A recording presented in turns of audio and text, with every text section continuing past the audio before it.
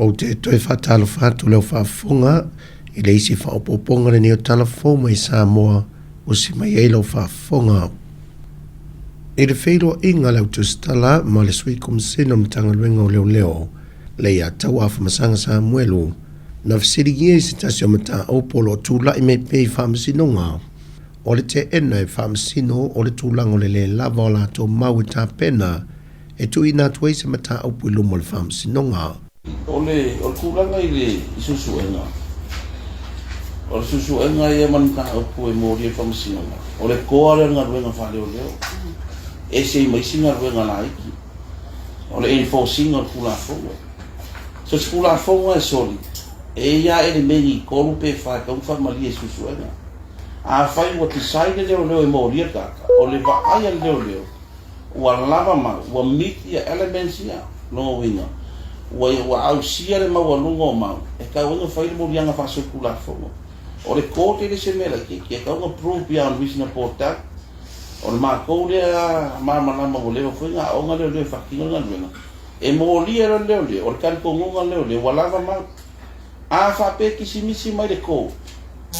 Lea lai whi mai lau isi le leo lava ma. E le whinga mako auru. I le mako whamasingo ia. A le mako ia case, e presente mako case. Kua I lava mau e mali e so kula fongo. Na winga la kisimisi mai se case pe o mele sa o whaleanga ia. E kaunga ki kilo mako I le whaiunga mai whamasingo. Pe ei se mea ngana pe leo nei mako mo isusu e ngai case a lea. A le kele o case mako kalkonga wa lava mau. Sau le kuki e whailanga ia whinga mo. Ia. A whapera e whaleanga inga mai. Lunga winga ua le whamle inga whamasingo.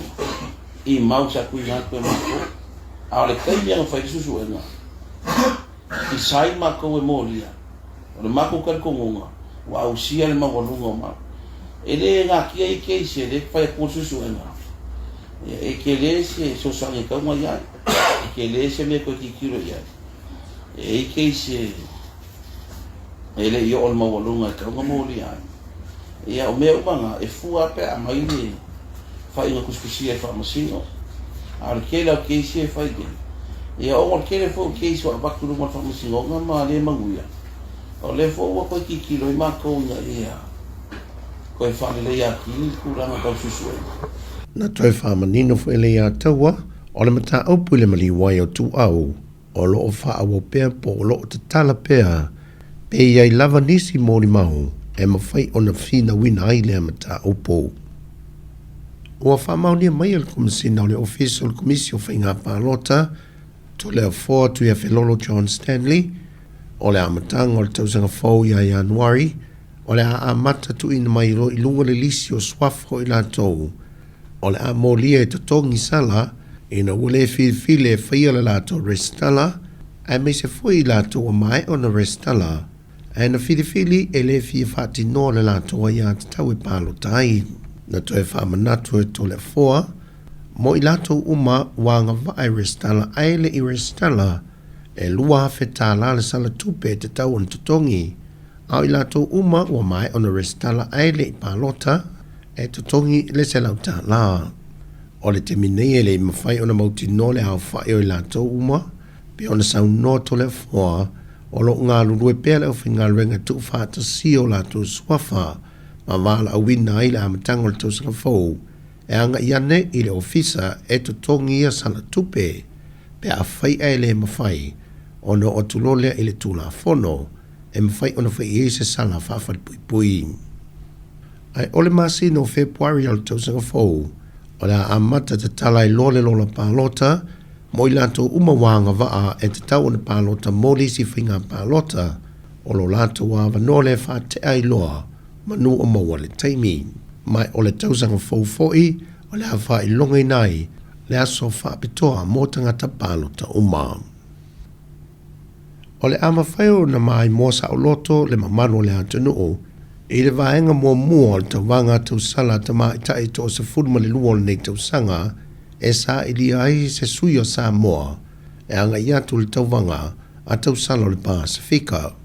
E wha vaenga o le a whamasino I nai ta mai tai le po mua, e le ngata le ia sulu I lunga le matawhanga o le whato muanga. Tau vanga le la e o le tiputa atoa I malipule tasi. O se hawa noa mawhai eo na mai moa I le ainga atoa I le tau vanga o le vaenga mua o tau sala le nei tau sanga. O si lia nei male se fulu tau sanga e le I toi maua lava sa tātou fo mai mota o tonga whaapitoa o maliu lilo sa na o se fo mai mai fiti I o na teimi awa noa sa mawhai o na malanga mai e mawhaatino ngā luenga lo tātou o tenu e le so tanga malimtanga luenga o leo leo. Pita ai o le feilo inga lau tu stala male sui kom sino mtanga luenga o leo leo na whai loa e le iantua. Ia o ke sao whai akul kolu vai asu. O umal proses nga sa whasara lauan.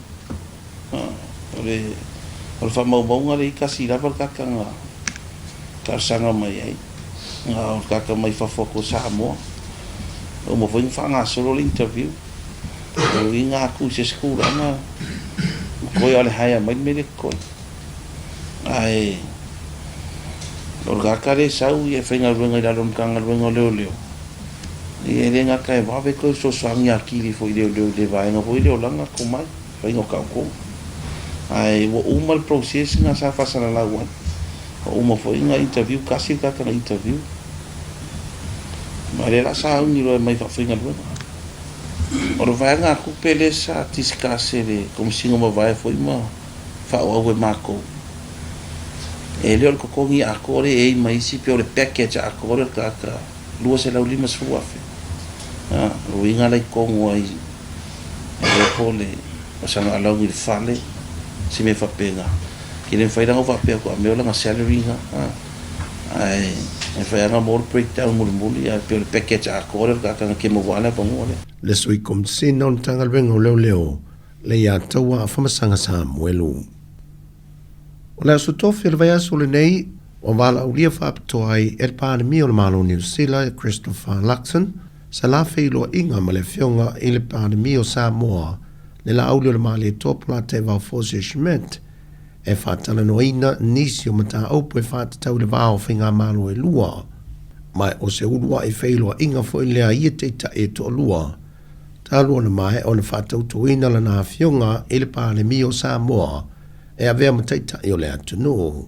E nei vai yaso o tua na ina whai loa I le fionga le na aulio le mali e toa no sa ili se ava noef so ta e pea mali taita I o le malo New Zealand po le pandemia e whaatala noa pea tūlanga o taui mo a inga ma fio anga na afia I le mangoto o le va almana wanui I ngā te whale o sa whata.